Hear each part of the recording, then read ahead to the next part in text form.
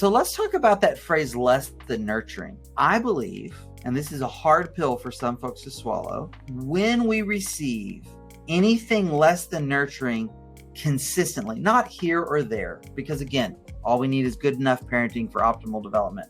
But if consistently, if the norm is less than nurturing, that is traumatic. So what I'm saying is you don't have to have experienced like the death of a parent or a car accident, or dad lost his job and you were living out of your car, or something like that for it to be trauma in your childhood. Just receiving on a consistent basis over time treatment that is less than nurturing is traumatic. There's strong evidence for this.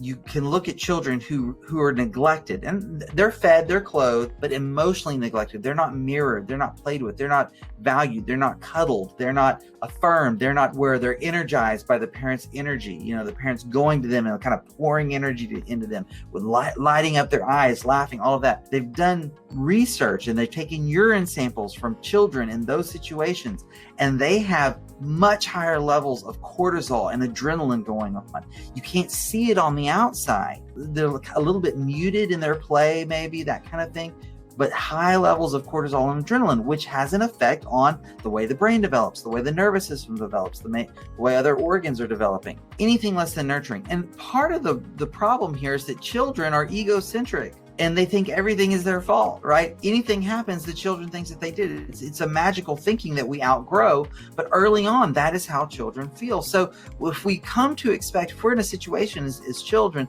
that we come to expect less than nurturing treatment, and we internalize it as our fault, we're going to begin developing trauma memories encoded in our mind. So for example, if our internal working model of other is scolding and impatient and demeaning and enmeshing, then the corresponding internal working model of self that will develop is I'm bad, I'm bothersome, I'm worthless, and to be in relationship is to be suffocated.